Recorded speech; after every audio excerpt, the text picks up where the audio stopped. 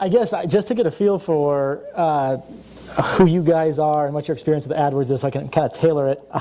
Who's used AdWords before out there? Okay, so some people. Everyone's like this. Anyone really good at AdWords? Okay. I've got about 34 slides. I'm going to apologize in advance. The one that I'm following, the academy that I'm following, was on Design 101, and design is really sexy compared to AdWords. So it'll be worth it though. So we're gonna get into some math and stuff like that. I mean, design is for people, and AdWords is kind of for spreadsheets. So if you don't understand anything at all, or you want me to slow down or anything, just let me know. Throw a hand up, ask questions. This is all here for everyone to learn. So. Okay. Is everyone familiar with what PPC is, pay-per-click advertising?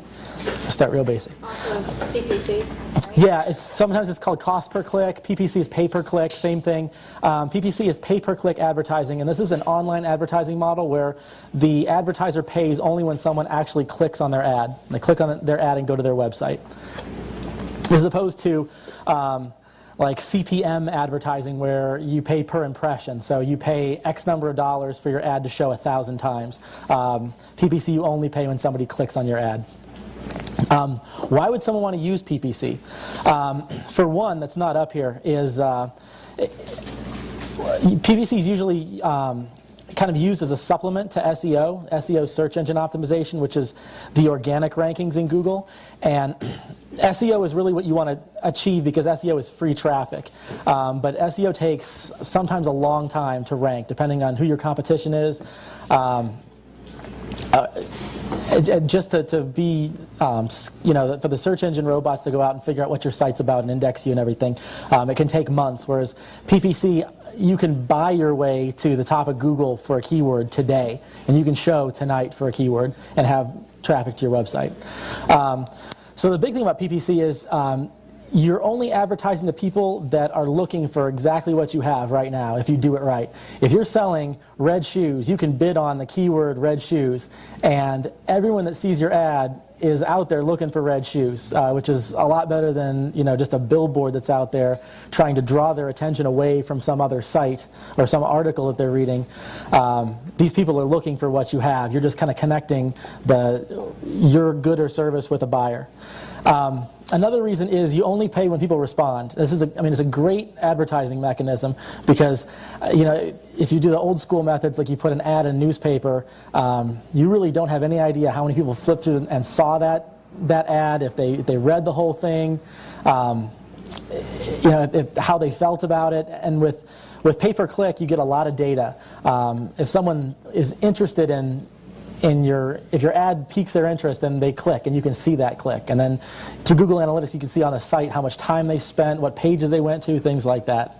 And the last one is pricing's determined by an ongoing real-time auction. So there's a market out there, and I guess it kind of levels the playing field, because you can pay the same thing for ad space that a larger company, you can compete with a large company for the same ad space.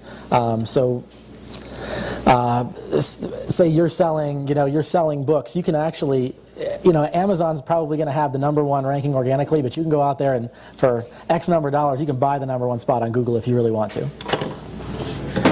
All right. Google is not the only PPC network out there. These are the three big ones. Adwords, which controls Google, the ads you see on Gmail, the video ads you see on YouTube. Microsoft Ad Center, which is the second largest, that controls ads on Bing and Yahoo. That's actually a merger that just happened back in October. A lot of people overlook this, but combined they control about 30% of the search volume. So I do a lot of advertising on Bing and Yahoo, but we're not going to get into that tonight. And the last one's Facebook, which is relatively new. They've been doing ads since 2007. And the model's a little different, the way you target. It's not based on keywords, it's based on people's interests and their age and where they live and things like that. So what is Google AdWords? Google AdWords is a platform that allows advertisers to put ads both in search rankings, like if you type something into google.com, and also into their content of their network of content sites. I think CNN serves Google Ads. There are tons of TechCrunch serves Google Ads, so you can put ads out there. And recently, you can put Google Ads on YouTube, and you can pay both cost per click or cost per impression. And one thing I wanted to highlight here is that people often confuse Google AdWords and Google AdSense. And AdWords is the platform for advertisers, and AdSense is the platform for publishers. So if I'm advertising a product and I'm creating an ad, I want an AdWords account. And if I'm publishing a blog and I want to monetize that blog by hosting other people's ads, I want an AdSense account. So today we're just going to concentrate on AdWords. So we're advertisers, we're advertising a product. How are we going to get it to our target market? All right, this is the Google Ad Network. We've got the search network, and this is kind of what, you see the, my mouse does not show up on here. You see the ads in the top box. There are also ads down the right-hand side in the search network. In the display network, like I said, is where you've got publishers that have a blog or a news site or any kind of content site, and they're monetizing their site by hosting your ads. And Google matches up your ad with themes in the content. And the last one is video ads, which are relatively new. I feel like they're not that targeted, but you can put an ad on the bottom of a YouTube video if you would like. Does anyone know what video that is on the right-hand side? Friday. That is Friday. Yeah, I had to figure out a way to put Rebecca Black into this. And if you haven't seen it, go to YouTube and type in Rebecca Black Friday. And I promise, it is the worst song you will ever hear. I think you should play it, Yacko. You what? No. Okay, and I recommend as a beginning advertiser that you always start with the search network, and that's where I'm going to focus tonight. Does anybody know why I'd recommend that you start with the search network as a beginning advertiser? Okay, think about kind of what the different types of customers that are out there and how they're coming into your website. If you are running an ad on display network and you're selling vintage footballs or something, your ad might show, Google might place it on like NFL.com or something like that. Someone came to that site for another reason, not to buy vintage footballs. They're coming to read about what happened in a game last Sunday. Your ad has to be really, really eye-catching to draw their attention away from the content that they're reading on the page. To draw their attention away from that. The same thing with video ads. People came to see a video, and the targeting, if you can see what's on this Rebecca Black video, which is a terrible music video about the day Friday, is upside prepaid Visa card. People who are searching for Rebecca Black Friday, I don't know what small percentage are interested in getting a prepaid Visa card, but I can't imagine it's very high. The benefit of the search network is if you're selling vintage footballs, you can bid on the keyword vintage footballs, and it's likely that people are either looking for information about them, or they're looking for where to buy them, or how much they cost. But the people that are searching on the search network are more likely to be buyers than on these other networks. So you'll have a better click-through rate for your ad, usually in the search network. Okay, so in the search network, this is the anatomy of results page. I'm sure you guys have all seen a Google results page. That top bar is the search query bar, and in this case, the search term is CD conversion service. This is actually for a company called Rip Styles, which is another anchor company in Gangplank, and he's not there right now. But they're a service that when people get an iPod, they've got 1,000 CDs. You ship all your CDs to them. They rip all those CDs. They put them on your iPod. They ship the iPod and your CDs back. So their CD conversion service is one of the things that they wanted to rank for. And this is what comes back in this page. Actually, the ad that I wrote for them is the #1 ad, premium CD conversion service. And then you can see there are all these other ads. These top 3 across the top. Those are all paid placements. Those people are paying to be there. And down the right-hand side, those people are paying to be there also. And then the white part below below the box, that's where the organic search results start. So in the white box at the bottom, those are organic search results. Those are ranked by relevance according to Google and their algorithm. And getting to the top of Google organically is the work of SEO consultants. And then the paid search results those are determined by what's called an ad rank, and we're going to get into what that is more. But it's a bid. It's a price. You say, I'm willing to pay X amount of dollars per click or X amount of cents per click, and it's multiplied by a quality score. So Google's taking into account how relevant they think your ad is, because in the past people have kind of spammed Google. I'm sure you've seen ads that were completely irrelevant to what you were searching for, and they were just bidding on very high traffic keywords and playing a numbers game. So when we advertise on AdWords, what we set up is what we call a campaign.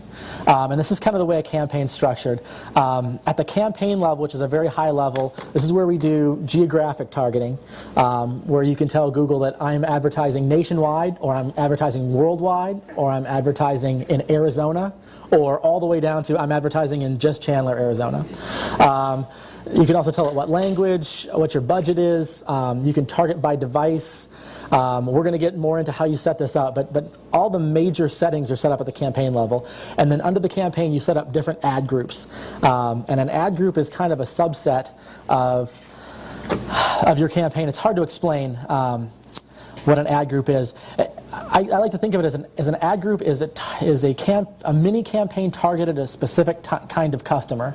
So if you're selling red shoes, you might have an ad group that is red running shoes, and it's targeted at runners, and you have red soccer shoes that are targeted at soccer players. And then each ad group has the three critical components of an AdWords campaign, which are your text ads, your keyword list, and your keyword bids. So you get an ad, you've got what keywords you want that ad to show for, and how much you're willing to pay per click for those. Is everyone okay up to now? Okay. Like I said, this is very dry compared to design. All right, now we're into campaign setup. I'm actually going to exit and go into a live campaign setup and show you guys just how this is. If you're going to set up an AdWords campaign, this is what you would do. That's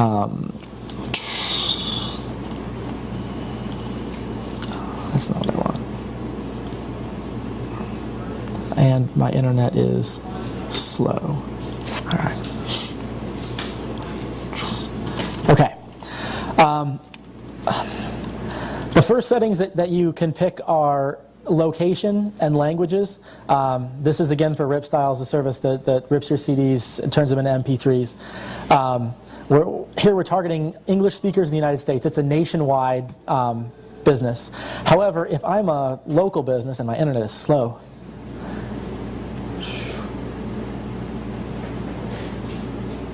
okay. Fail. Okay, if I'm a local business, I can do oh,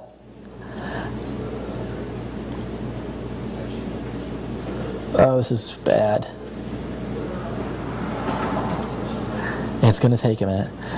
Basically what this is going to allow me to do is I can pick a state to advertise in. I can pick a metro area to advertise in. If I am an attorney and I deal with people in the Phoenix Metro, I can only advertise in Phoenix Metro. I can only advertise in a specific city within the Phoenix Metro, and this is all determined by IP address, so wherever your IP says you are. So it usually works well. You get a couple of issues. Sometimes if you use AT&T air cards, they always think you're in Dallas, Texas. I don't know why. Have you ever noticed if you Google something from an AT&T air card, it'll always come up with Dallas, Texas ads. There's a Starbucks by my house in Mesa that always thinks I'm in Los Angeles. I'm not sure why, but it's just where it is. This is not going to work for me. So we'll keep going. So you can do language. You can advertise Google AdWords all over the world. You can do French, Spanish, whatever. And then the next block lets you target by networks. And I hope this blows up for me. Okay. So for your networks, you have the option of The two big categories are search or display. Display, like I said, is this network of content sites. I always choose not to advertise on display at first. And if I'm going to advertise on display later, I'll set up a separate campaign that is only for display so that I can track those results separately, because it'll perform very different than a search ad. I don't want to confuse the two. And within search, you've got two different options. You've got Google Search, which is only on Google's homepage, or you've got Google Partner Search, which is Google and some smaller search engines that use Google results. So Ask.com uses Google results, AOL uses Google results. So you can choose whether or not you want to show up for those. As a general rule, I usually start out with just Google Search because I know the quality is pretty good of the results I get, and then once I prove something out on Google search results, I'll expand by showing it on all these other engines. You can also target by device. So I'm set up for this campaign to target only desktop and laptop computers. However, Google will let you target iPhones and mobile devices, and pretty soon they're going to let you target tablets. The issue is, usually the default is to target everything, because Google wants to take your money more than they want you to be profitable on your AdWords campaign. So they'll opt you into everything out there and it won't work, and then everyone quits. So I'm going to show you some tricks to not fall into that trap. Whether or not you advertise on iPhones kind of depends on your product and what your goal is. If you're trying to sell a product that there's a massive checkout, like your shopping cart requires a lot of information, it needs to be typed. Usually your cart abandonment rate on a mobile device will be very large. If you're trying to get a lead to fill out a whole bunch of information, if it's more than a couple of lines, you're going to lose them on an iPhone probably. So if someone's trying to buy something that requires a lot of information, or you're trying to get a form filled out that's more than a couple lines, I generally only do desktops and laptops. But there are instances where iPhones and mobile devices work really well. If you have a business where you make sales by people calling in, I'm doing a joint project with another company that does like DUI attorneys. Someone gets pulled over for DUI, they get on their phone, they need an attorney. You can actually put the phone number right in the Google ad, and the person can click the phone number, not the ad headline, and it will dial that attorney for them. So in a case like that, where your customers are calling and that's how you make your sale, that's a good opportunity to use iPhones and other mobile devices. You can set your bidding options. Actually, it's not going to come up for me. Basically, Google lets you do a couple of things. They let you just manually tell it how much you want to pay per click, which is the way I always do it, or it will try and optimize things for you. I always opt out of Google trying to optimize anything for me, because just from experience, Google makes decisions based on way too little data for me. I like to kind of let everything run for a couple weeks and then look at the statistics and see which way is actually better. They'll also try and focus on conversions on your website. So they will bid however much it takes to maximize the number of conversions, which generally means they'll bid a ton of money and deplete your budget very quickly because they have no idea how much money you're making on those conversions. You can set a budget in here. Google will tell you whether your budget's okay or not. Right now it tells me $50 a day for this campaign is okay. If I put in $5 a day, Google would tell me my budget's okay. Even though I spend more than that every day on this campaign, that's odd. Usually if it's too low, Google will tell you it's too low and you're going to miss out on clicks. Because basically if you hit your budget at noon, your ads don't show for the whole rest of the day. So you want to set your budget high enough that you'll get clicks all day long, eventually. For delivery methods, you can kind of pick whether you want Google to show your ads accelerated, which is as fast as they can show them. If I've got a keyword that a lot of people search for, if I do accelerated, anytime Google can show my ad, they'll show it. The other option is standard, which they show it kind of evenly over time. They say you've got $50 for a budget. Normally, if you ran this thing accelerated, we'd spend $100 a day. So I'm only going to show it for every other query. And I'm going to space that out. That way you don't lose at the end of the day, when maybe you've got a lot of buyers at the end of the day. As a general rule, I'll start out standard to see if there are any patterns based on what people buy. There are certain products that people just won't buy. Like they won't buy at work maybe, and then they'll go back at home, they'll log in their computer and they'll buy there. So you don't want to show your ad to a bunch of people in the morning who aren't going to buy and then not get them back at night. So generally I'll do a test, and then once I prove that something is feasible, then I'll go in and make it accelerated, because if I trade $1 in clicks for $1.50 in profit every time, I want to do that as many times as I can. So once I get it to the point where I've got a positive return on investment, then I turn it to accelerated and try and get as many clicks as I can. And we won't go through the rest of this because it's too advanced. You can set your ad to only show certain hours of the day if you'd like to. If you have certain types of products that sell really well at night or in the morning or maybe on the weekends, then you can only show your ad during those times possibly. Usually find that out by doing a standard, running it standard and finding out that, hey, people only buy this product on Saturdays and Sundays and it's not profitable to run it during the week or something like that. There are very few products like that, but I found sites like Resume. I did a campaign for a company that they're trying to collect resumes of people, and every Monday people would come back to work, they'd be pissed off and they'd post a resume. That's kind of how it would work. And you would look at the chart, and every Monday would be the highest day. Sunday would be up a little, Monday, and then Tuesday a little bit, and then Thursday, Friday, they're just like, well, this sucks, but I'm just going to put up with it. And the next Monday, they'd be pissed and they'd post their resume again. So that's kind of how it worked. So at the end of all this, you fill out all these things, and then you need to set up an ad group. Is everybody with me so far? Okay. Any questions at all? Okay. Oh, Brandon. You were talking about running it first and then switching it to accelerated. Mm-hmm. So when you switch it to accelerated, are you generally narrowing down some aspects, some criteria of it, and then doing that? Basically, I'm looking for, and I'll get into the sales funnel in a minute, but basically there's a value of a visitor to your site. You know, you sell something for $150 and $50 that's profit, you're going to convert X number of those, and you can figure out that a visitor to your site is worth whatever it's worth. It could be worth, a visitor to your site could be worth 50 cents. Well, if I run this standard to kind of get an idea of what it looks like over the course of a whole day, and I find out that I can buy these clicks for 30 cents all day long, and I can make 50 cents on average on every customer, then I'm trading 30 cents for 50 cents on every click over time.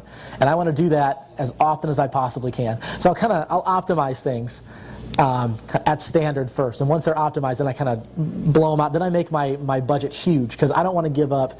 If I'm making 50 cents, if I'm trading 30 cents for 50 cents, I don't want to give up any opportunity to not be able to do that.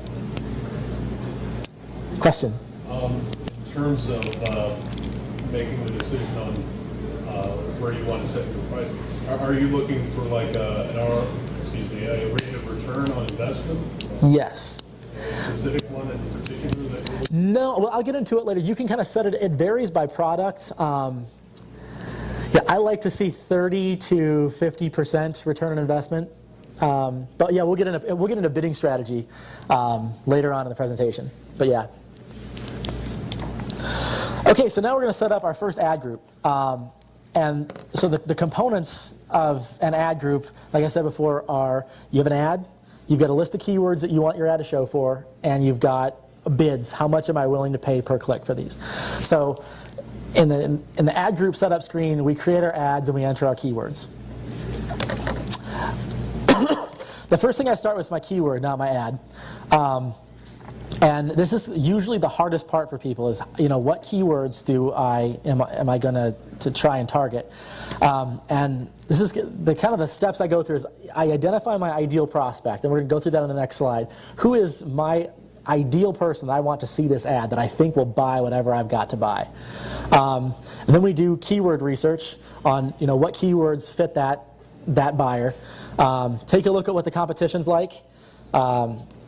use proper match types, and that doesn't make any sense right now, but I'll get into match types. Use negative keywords. We're going to get into that more too. That's keywords that you don't want your ad to show for. And keeping your ad groups tightly targeted. So if I sell running shoes that are red, I want all the running stuff in one ad group. And if I'm selling ballet shoes that are red, I want to keep all the ballet shoes in one ad group. Because Google likes that, and Google will reward you with cheaper clicks for that. Okay, so getting started with coming up with a keyword list and thinking of our ideal prospect. It usually helps to write down,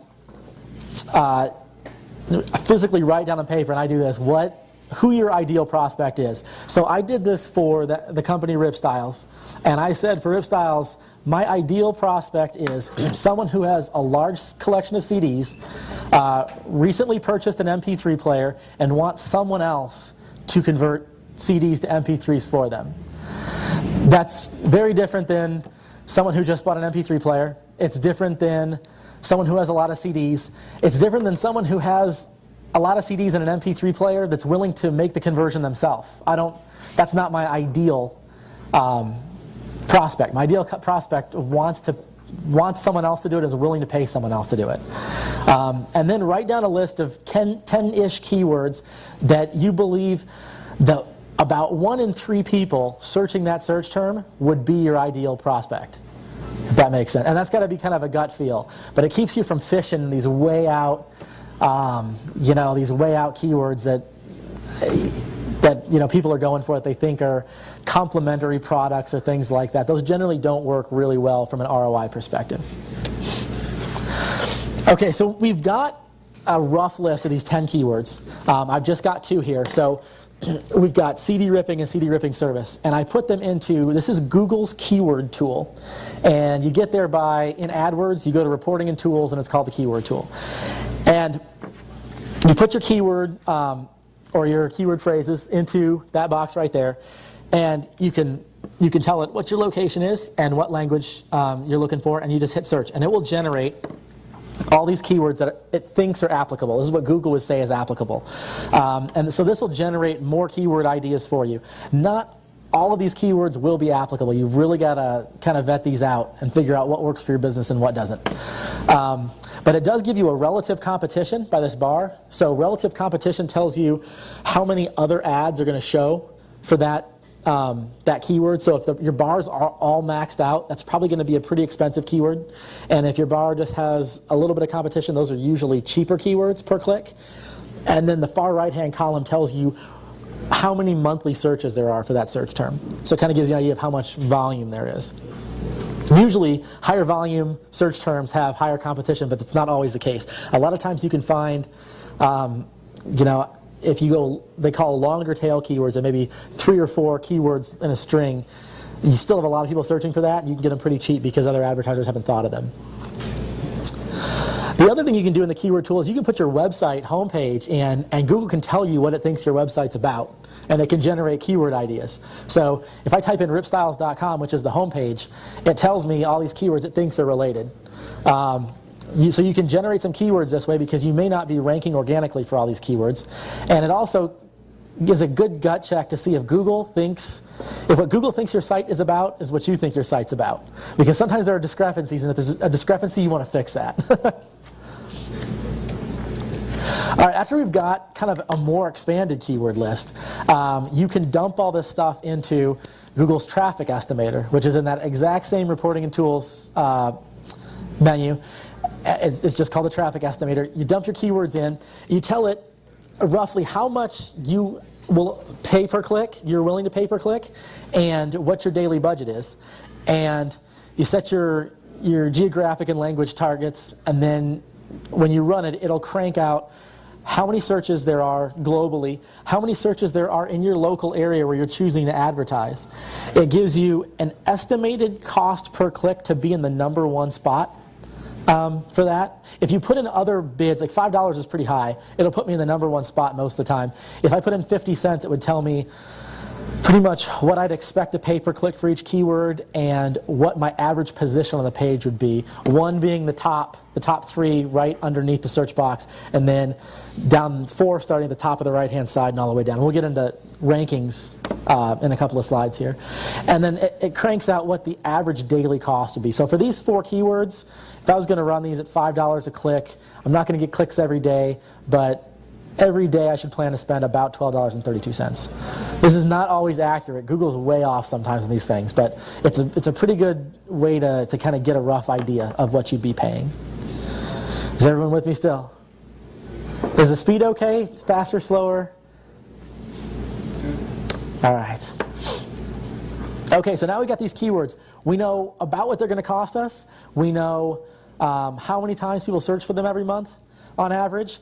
Now we're going to get into matching options. This is after wrong targeting because Google opts you into everything. This is the second biggest mistake I see people make. This is a mistake that costs people tons of money. When people say, I just spent $1,000 on AdWords and I didn't get any sales, AdWords doesn't work. It usually comes down to keyword matching. So there is a huge difference between red shoes, if I'm selling red shoes. There's a difference between red shoes by itself, which they call a broad match, red shoes in quotes, which they call a phrase match, and red shoes in brackets, which they call an exact match. The broad match, if you bid on the broad match, which when I see everyone bids on all broad match keywords, they dump them all in and they get garbage back. I put in the red shoes as a broad match. I can show ads for red shoes like I want to, but I can also show them for just the word red, just the word shoes. I can show for green shoes because it has the word shoes in it. Broad match only requires that one of the words in my string is in the search query. It can search for red rocks, Red Ryder BB gun, anything. So that's how you get a lot of people that are just kind of see an interesting ad and clicking around and costing you a whole bunch of money that never intended on buying whatever you have to sell. A step better than that is phrase match, which means that both the term red and the term shoes have to be in the query. So this is really good because it'll come up with longer keyword phrases that you may have never thought of. So it shows for red shoes like you wanted to. It shows for Nike red shoes. It shows for buy red shoes, red running shoes, but red and shoes have to be in the keyword string. And then the most targeted you can do is exact match, which is red shoes. It will only show for red shoes. So the phrase match and exact match, I use pretty much, I never do broad match. I only do phrase and exact match when I set these things up. And I do that to keep your click-through rate and your ROI high. We're going to get into quality score a little later, and that's how Google views the quality of your ads. And one of the components of quality score is your click-through rate. That's for every 10 times or for every 100 times your ad is displayed, how many people click on it. And you know, if it's 1 out of every 10 times, you have a click-through rate of 10%. That's considered good. If you do broad match and you're showing for all these search terms that you never intended to, they've got nothing to do with your product, your click-through rate will be pretty low. And if your click-through rate is below, I think it's 0.1% on the first 1,000 clicks, Google will drop your ad and say it's no good, and you'll be done from the beginning. So you can get around that by phrase matching and exact matching.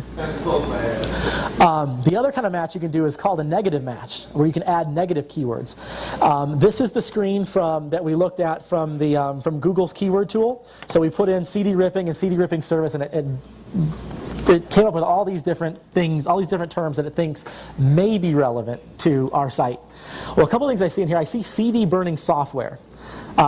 We don't want to show for that because remember, we're a service that takes people's CDs, burns them, we do the burning, we put it on your iPod, we ship everything back. So rip it. So we don't sell software, so we don't want to show for software because someone who's looking for CD ripping software probably has no intention of paying someone to rip their CDs for them. DVD burner, we don't sell DVD burners, so we wouldn't want to show for that. So I can put in negative match for the word software and burner, and I can show, if I do a phrase match for CD ripping, I'll show up for CD ripping service, but I won't show up for CD ripping software. that makes sense. Or CD ripping hardware. I can make this whole list of keywords that don't pertain to my business that I don't want to show for. So negative keywords are another way to get your click-through rate up, because you're only showing ads to people that are interested in exactly what you're buying. That's why it's so important to figure out who your target customer is on the front end. All right, the other way you can get negative keywords are, once your ad's actually running, if you're looking at your ad's keywords, there is a little box that says see search terms, and you can look at exactly what people typed into the search box to get to your ad, to get to your site. And there you find a couple of different things. You find a lot of things that you didn't want to match for, but you didn't know you didn't want to match for. So initially we showed for CD ripping hardware. We don't sell that. So afterwards, I go in and I add a negative match for hardware. Then there's this weird vortex box, something, automatic CD ripping. So I added a negative match for vortex box. Somebody typed that in, one person. Actually 4 people searched for it. I had 4 impressions for that. I don't want to show for that. So I added those to my negative match. So in terms of an overall strategy for building your keyword list, we start with that small group of 10 to 20 words. We kind of expand it with Google's keyword tools. We use only phrase and exact match to start. And then we monitor our results and what people are actually typing in to get to our site. And we add negative keywords where appropriate. We may also find keyword strings that we wanted. I can't even think, or like CD ripping company. People were, instead of service, customers were calling it a CD ripping company. Well, we didn't think to bid on CD ripping company, but knowing that people were, we'll go in now and add as an exact match CD ripping company. And then repeat. So we're constantly going through and we're deleting keywords that don't apply and adding keywords that do apply, and this keyword list is growing over time. As the keyword list grows, the number of clicks grow. And as long as they're profitable, then our profits grow. Okay, the last part of setting up ad groups is to keep ad groups tightly targeted. These are 2 different ad groups. They're both for the same company, Rip Styles. The one on your right is the original, what they had originally set up. They came to me because they weren't getting a return on their AdWords campaign, and the way their campaign was set up, they had a campaign with 1 ad group, and then like 375 keywords in this ad group. Google gave those ads a low quality score, and the next thing we're going to do is get into quality scores, because they were kind of so all over the place. If your keywords in your ad group are all over the place, Google kind of figures that you don't really know what you're doing. So they reward people who they think know what they're doing by creating these very tight ad groups, this very tight keyword list, because they think it means that you know your customer better. So I pulled out for CD ripping very specific keywords that were CD ripping service, best CD ripping service, things like that, and had this list of only about 10 keywords, 12 keywords, and that's an ad group. And then for music conversion, which is like over here someplace, we'll have a separate ad group for music conversion service, and CD to MP3, and these are all different ad groups. The big question is, why do we do this? No one in it really understands Google's secret sauce when they come up with it, but through experimentation we can learn a couple of things. Google assigns to each keyword a quality score, and it's Google's way of keeping people from putting irrelevant ads up on keywords that just have a high search volume. You've probably seen that there were some ads back in the day that always said like looking for blah. You'll find it, whatever, and it was like an eBay ad or something. It was like ebay.com/ whatever that was. They used this dynamic keyword insertion thing to like take any keyword that had high volume and insert it into their ads and show for that keyword. And someone sent me a picture once where it said, looking for God, was the headline, because someone typed God in as the keyword. It said, looking for God, find God at the best price, ebay.com/God.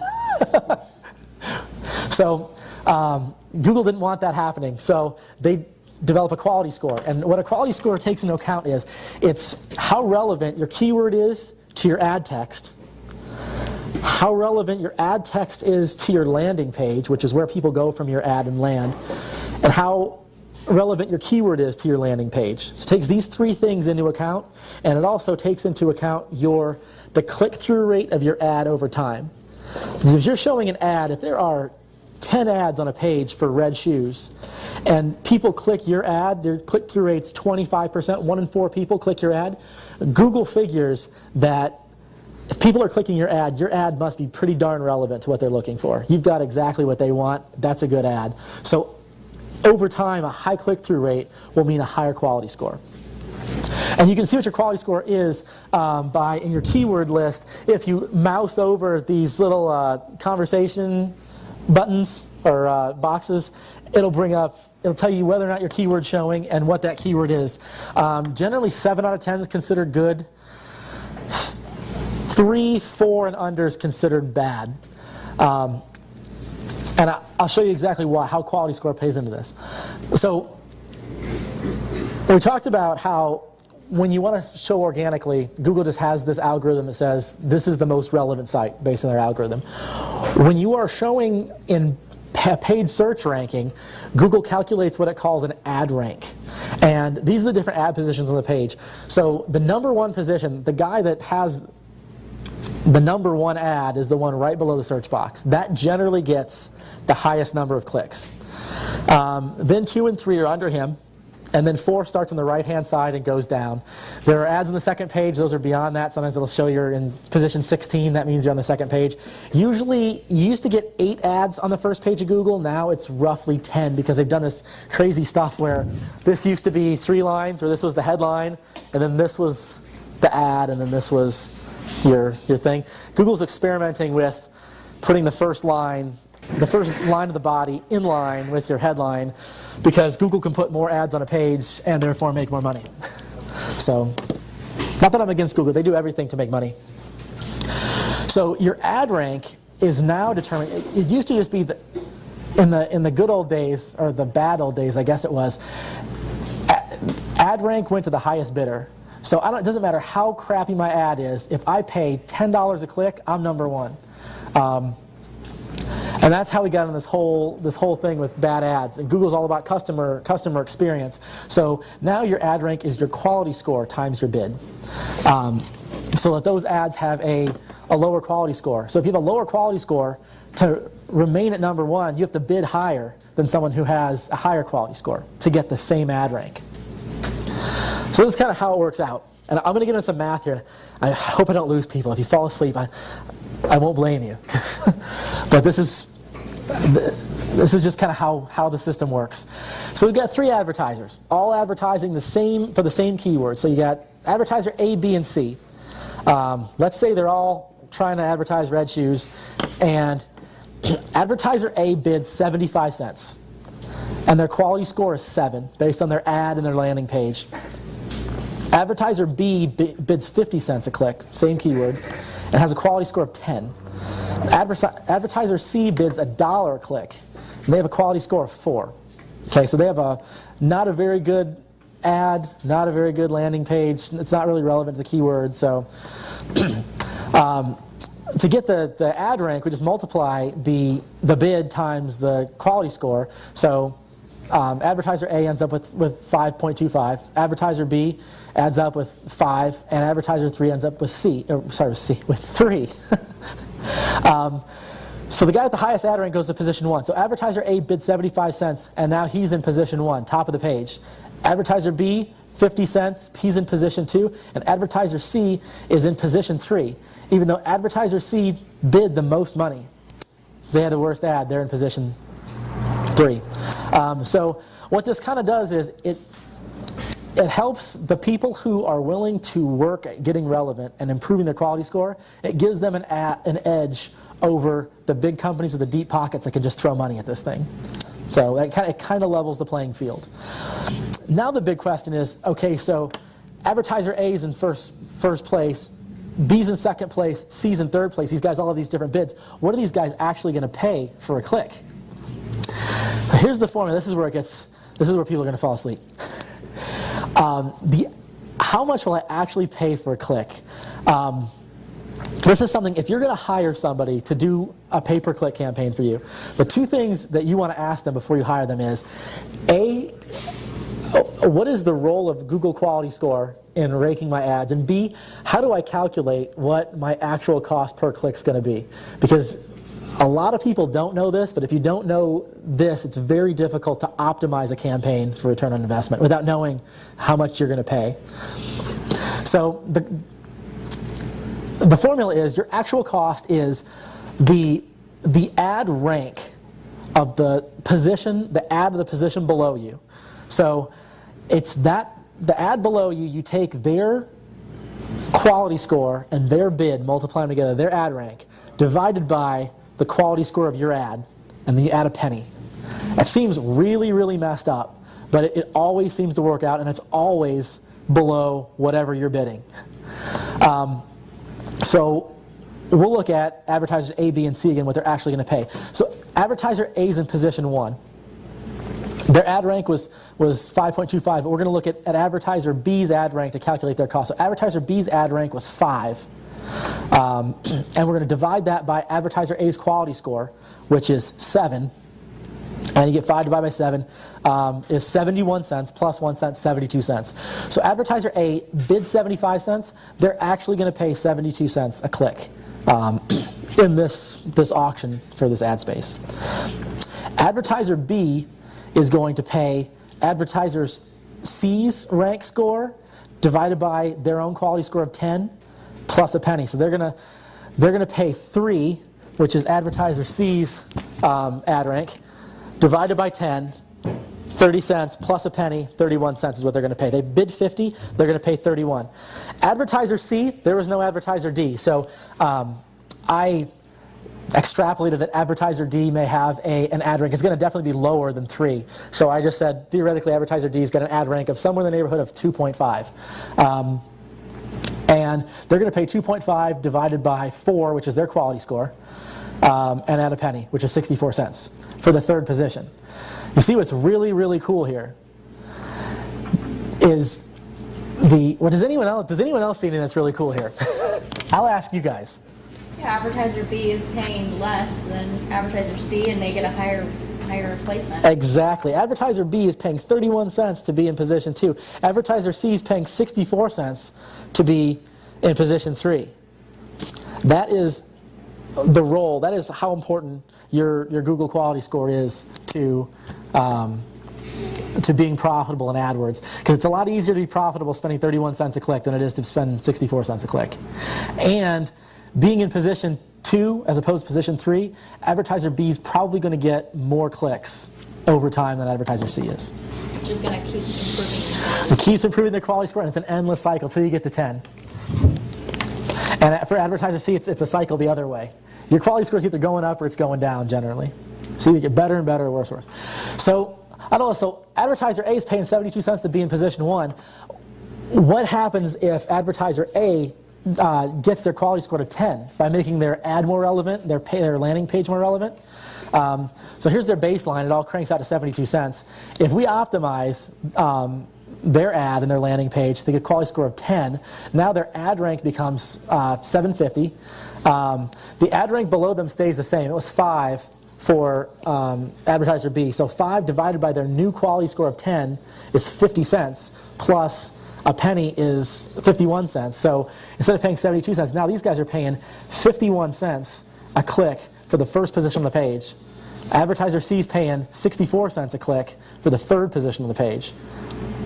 So these guys get first position on the page and 29.2% reduction in cost, which is only 29 cents. But a lot of these advertisers do, if you do $1,000 worth of clicks a day, you're saving $290. So it can save you a lot of money if you do big volume. So the question is, how do I achieve a high quality score? And like I said, you can keep your ad groups tightly targeted. That's where Google thinks that you know your customer very well. I'm also going to show you when you're writing ads, it's easy to make your ad relevant if you have a small group of keywords. If you have a huge group of keywords that's kind of all over the place, it's hard to make an ad that's relevant to all those keywords at the same time. So if you divide them up into ad groups, different ad groups, small keywords, you can make a highly targeted ad for each ad group and each group of keywords that Google will give you a high quality score for. Right targeted ads, we're going to look at ad writing here in a second, and landing page relevance. You want to make sure that your landing page has your keyword in it, but not to the point where it looks like you're doing it on purpose. As a general rule, Google likes, a lot of people shoot for like 5 to 7% range of keyword density on a page. I don't worry about it too much. I just write an ad or landing page that I feel is good, and it's got the keyword several times in it.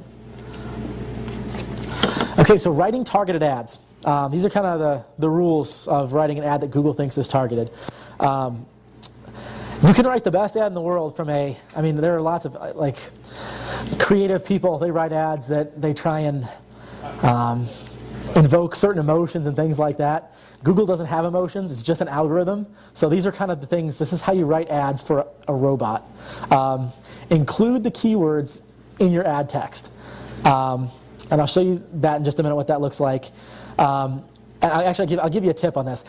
I've tried this a million different ways. I've done a lot of experimenting, and I found I get the best quality scores when I use the keywords in the ad title once within the ad body text, and once within the display URL.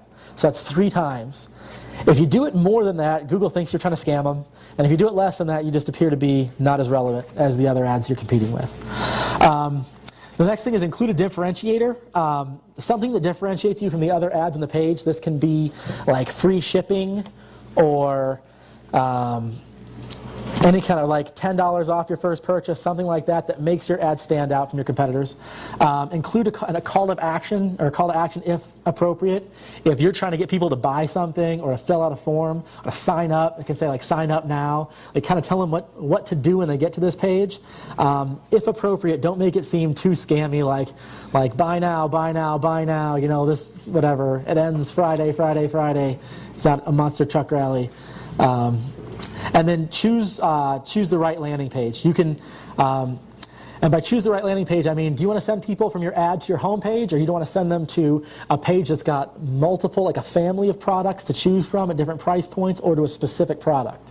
And it's going to depend on your product, and we'll go through that too. Okay, so using keywords in ads. This is actually from the keyword CD to MP3 that we typed this into Google, and these are the top 2 ads. The number 1 ad, actually, I wrote for Rip Styles, and if you notice the search terms, if your search terms are in your ad, they're bolded by Google, which makes your ad stand out from other ads that don't have the search terms in them. So one of the biggest ways to get your click-through rate up is to have your keywords in your ad so they're bolded. As you can see, so CD to MP3 is once in the title. That extension is actually the first line of the body. Has CDs, which Google knows is the same as CD, to MP3 in it. It's got a differentiator, shipping kit included. Other companies, you may have to pay for shipping, but we're going to include it. It's a shipping kit. We ship it to you, whatever. It also tells you price $1 per disc. Gives people kind of a comparison on the page. So they're not expecting to be free or 20 cents or something. They know what they're going to pay when they click your ad. And what else is going to show? And I don't have it on this ad. I don't, but I'm going to add it in. The display URL is ripstyles.com. When you set up an ad in Adwords, you have you have a display URL and you have an actual destination URL. The display URL is what the people see in your ad. The destination is where they actually go. So if I'm Home Depot and I'm selling hedge trimmers and I send people to a hedge trimmer page, I may not want my display URL to be something super long, like homedepot.com/lawn and garden /power tools /hedge trimmers, because that kind of throws people off. I can have it just say homedepot.com, and then I can have the long real URL of my landing page in the actual URL that no one can see. But what Google will let you do is you can put a display URL in that isn't a real display URL, and as long as the main URL is the same, Google will let you get away with it. So these guys in the second position actually have CD to/CD to MP3 in their thing. This may not be a real page. It may just go to this page, but Google will allow you to show this, and it will bold this, and it will be reflected in your ad rank, which is interesting. It's kind of a loophole. It's a trick. So if you want to get your quality score up, you can add a fake extension that has your keywords in it. I don't know how long that will be available, but you can do it right now. That's a good trick. I'll give you guys a couple of tricks.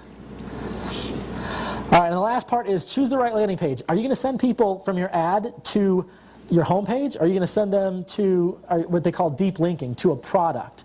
And as a general rule, I say the fewest clicks to achieve a conversion is the best. If people have to click around, through multiple steps to get to a product to buy it, you have a lot of opportunities to lose them.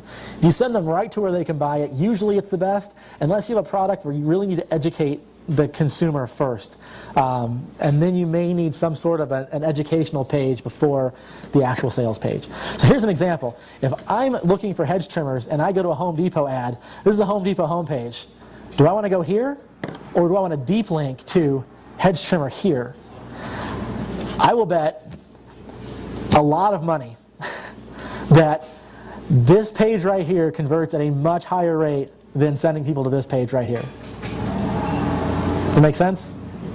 Okay. A lot of people send people to a lot of advertisers send people to their homepage, and then when people get there, they're kind of like, all right, where do I go from here? I got to go into another search box and type the same words into another search box. It's just a waste.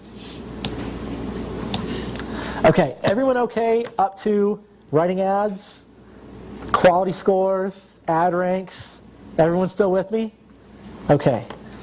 The last piece is your keyword bidding strategy. How do you decide how much you're willing to pay for a keyword? What makes sense? You can always get to position 1 in Google. I can say I'm going to pay $100 a click, but if I pay $100 a click for 10 clicks, cost me $1,000, and I sell one Matchbox car that I made 30 cents on, my ROI is pretty piss poor. So, to figure out what you're going to bid, you need to know what a visitor's worth to your site, and that's what a lot of web people know this. People that are doing SEO know this generally, but I deal with people that own like Flower Shop or something like that don't this is not the way they think. What's a visitor worth? And you can actually, if you have enough data, put a value to a visitor on your site. And using that, you can calculate what your break even is. If I bid this amount, I know I can at least break even. And then you set an ROI target. So you ask yourself, how much do I want to make on how much profit do I want to make on my advertising? I know I'm going to bring in additional revenue. How much margin do I want there to be on that additional revenue? All right, so what are visitors worth? Let's say my average sale is, I'm selling something. I sell red shoes. My average sale is 2 pairs of red shoes. And I don't know why I like red shoes. I don't even own red shoes. This guy, James, that runs 40, the marketing agency here, he wears red shoes, and I thought of him while I was putting this together. So your average order size is 2 pairs of red shoes, and that's revenue of $150 total. Then you got to take out your costs. So your materials, what are you buying those red shoes for? What are you paying the sweatshop in Vietnam to sew these red shoes for? So your material, your labor, your shipping. If you're offering free shipping, what's your shipping cost you? Take all that out. Let's say that's $100 to make these shoes and ship them to the customer. What's left over is your margin. So you make $50 profit in your pocket on on the average sale of red shoes. All right, you can look, if you've got Google, how many people have used Google Analytics at all? All right, if you don't have analytics, you should get it. It's just code you paste into your website HTML, and it gives you information on things like, basically it goes on your thank you page, so you know if someone's gotten your thank you page, they've purchased something. So it tells you if 100 people came to my site, how many people got to the thank you page 2 of them got the thank you page, 2 people bought, so your conversion rate's roughly 2%. So let's say our conversion rate's 2%. 2 out of every 100 visitors to our site buy. So $50 a visitor times 2, or $50 a sale times 2%. My visitor's worth $1. So every visitor that comes to my site, I'm going to make $1 on average. Okay, that's your break even. So if I go out and bid $1 a click, I pay $1 for that click. On average, over time, I'm probably going to get $1 back, and I'm breaking even on my AdWords campaign. Make sense? All right. Now calculating what you want your max cost per click to be. This is where you come up with an ROI. So you know that each visitor is worth $1. You say, I want to make 50% ROI on my advertising dollars. Okay? So I want to bring a bunch of new business in, because I'm not advertising on AdWords right now. It's only organic. I want to bring this new business in. I don't want to do it for free, where I'm just breaking even. I want to make something on this. I want to make 30% ROI on this money I'm going to spend. I'm going to pay Google. So all you do is take your $1 break even, and if you want to make 30 cents, you just take the 1. It's actually not $1 minus 30 cents, but it's 100 minus 30%. So you can pay 70% of that and get your 30% return. So our max bid is 70 cents based on these round numbers. Here's a tip that I'll give you guys that I use all the time, and you'd be surprised at how well this works. I always bid 2 pennies above the round numbers. Why do I do this? Because I'd say 90% of the advertisers out there that are your competitors bid round numbers, because people just love round numbers. People are like, I'm going to bid 50 cents a click. I'm going to bid 25 cents a click. I'm going to bid 70 cents a click. If you're competing on that same keyword and your ad has the same quality score, you both have a quality score of 7, or you both have a quality score of 10, this 2 cents makes the difference between being in position 1 and being in position 2. Does that make sense? And would you be willing to pay 2 more cents to be in position 1 versus position 2? In most cases, I would. I mean, you're only talking about, not even 3% increase in your cost to be a whole position higher in Google. So I always bid 2. There are some people that know this rule that bid 1 penny more.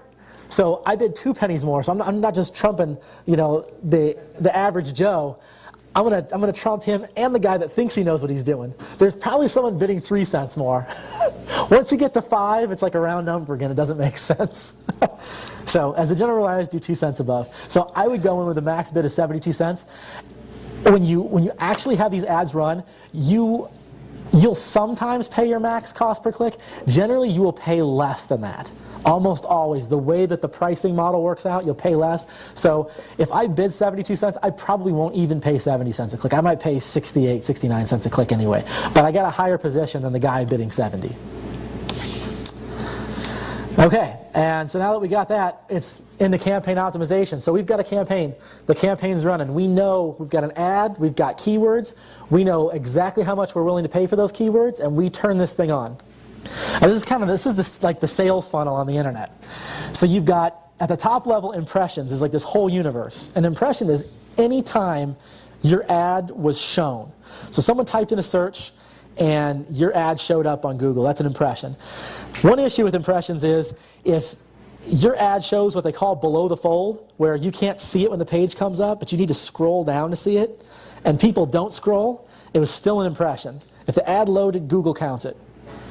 That's not really an issue, though, by the way, anymore. It used to be that below the fold is considered like, not a good space, but that's not as... People scroll more, yeah. But your click-through rate will be lower down there, below the fold.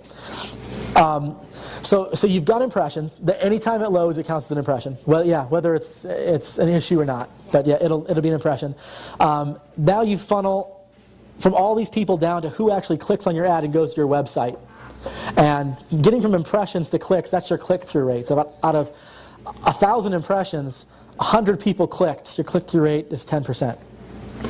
And then from your clicks, visitors to your site, how many of those actually convert to a sale or to a lead or whatever your goal is? That's your conversion rate. So if you have a problem that you can't get enough impressions, like you're only getting a few impressions, generally you need to add more keywords. More keywords will give you more impressions. As a general rule, if your problem is your click-through rate is low, you need to optimize your ads, your bids, and if your conversion rate is low, you need to optimize your landing page. You have a problem with people get there, but they, once they're there, they don't do what you want them to do. So let's say your conversion rate is low. Let's say it's less than 1%, or your click-through rate, let's say it's less than 1%. You want to get it up. Here are some things that you can do. The biggest thing you can do is work on your quality score. And you can do this by a couple of things. To improve your ad, generally what I'll do first is I'll split test my ad copy. Google allows you to have multiple ads, and you can tell Google that I want to run these ads 50% each. And I'll run 2 ads that are slightly different next to each other for a week. And the one with the highest click-through rate I'll keep, and the one with the lower click-through rate I'll cut. And then I'll write another ad. And I'll run those for a week. And the one with the highest click-through rate I'll keep, and the one with the lower click-through rate I'll cut. And I'll do this over. And I'll do this maybe 3 times until eventually you get diminishing returns and you're kind of like, this is what my click-through rate's going to be. But you'll usually, at first, you'll see huge differences. If you change the ad title and it's different, it's very different, you'll see a huge difference in click-through rates. So you can split test those and choose the better one. You can adjust your keyword bids. So maybe the problem is I am showing below the fold. I'm in position 8. And I'm below the fold on most monitors. No one's scrolling to see it. It's showing as an ad. It's showing as an impression, but I'm not getting any clicks because it's down there. Well, I can bid a little bit more and show, but that may not be profitable to bid more and pay more per click. So I always do that in conjunction with raising my quality score, because if I raise my bid and raise my quality score, a lot of times those will cancel each other out and I can be higher up on the page for the same amount of money per click. And the third thing is kind of in a more advanced topic, but you can utilize position preference. And in your settings at the campaign level, Google will allow you to set position preference, which says, I only want my ad to show if it shows between positions 1 and 3. Or I only want to show my ad if it shows position 2 and lower.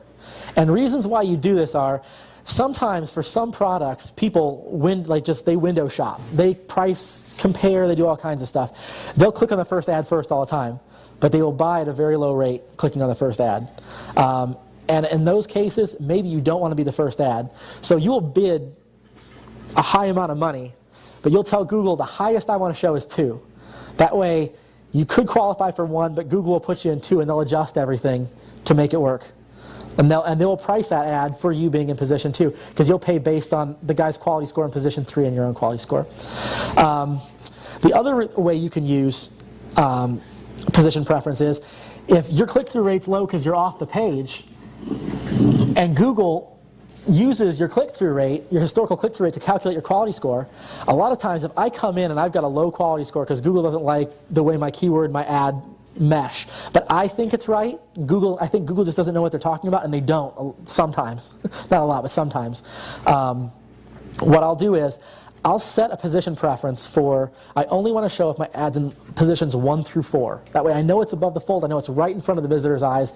They always see 1 through 3, it's below the box, their eyes are there. And usually I think it's 28% of the time they'll look at the top ad in the right-hand column. So I know they're seeing this. I'll set it there, I will up my bid to where I'll break even, and I'll run these ads very, very high, and I'll let the click-through rate go from 0.5% to 5%.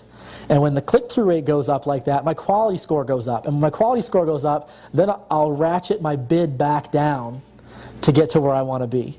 It's kind of a game, but you can use those things to improve your click-through rate. In that case, wouldn't it be better to just restart an ad in another ad group? You can't. A lot of times it'll recognize the keyword. It's the way Google looks at the past history of the keyword overall, and I think ads with your keyword in them, not necessarily your ad. I've tried that, and I've ended up with the same quality score. What's interesting is it takes your whole account history into account a little bit, where I will run an ad for a keyword in rip styles in the account they set up, and I would get a low quality score because historically they had lower quality scores. I would set up the ad in my own account, and Google right out of the gate would give me a 6, where they get a 3. Same ad, same keyword. It's weird, but Google looks at your account's overall history as well. So that's how you improve your click-through rate. Your conversion rate, you can also split test landing pages.